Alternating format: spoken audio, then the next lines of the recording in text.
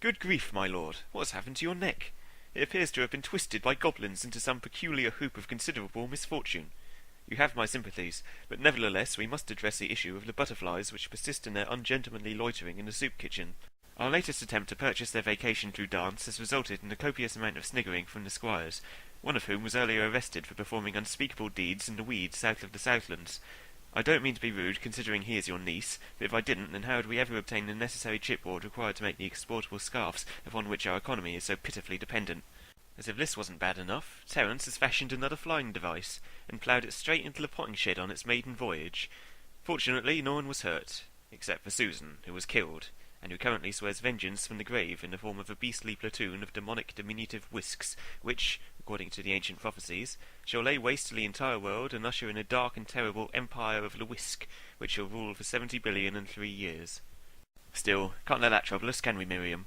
It's important to remember that even in the darkest of times, joy can still be found in the form of bananas and show tunes played inexpertly on the harmonica, or was that the kazoo?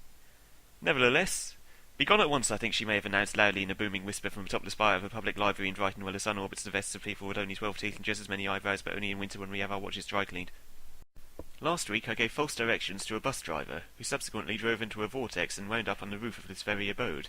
The damage to the skylight is incalculable, as shall be the cost of rehanging the portrait of Henrietta, our master's beloved cactus, which had been affixed to the ceiling, where it often fell prey to the depredations of bats and deplorable locusts. No one cared to mention any of this to Lord Nigel, who's in a coma anyway. The doctor informs me that the lower half of my face escaped during the night, and is currently going on a monstrous rampage, biting people upon the shoulders and causing 20 score and 7 mischiefs in the digestive factory. I'm having to dictate this entire account with my kidneys, which is far from pleasant, as you can perhaps imagine, if a similar event is played out on your list of events, similar or otherwise. To conclude, I shall simply say that construction of the seawall proceeds at a reasonable pace. That is to say, it exploded, and the following ill-mannered floods have reduced the entire realm to sludge. Sorry.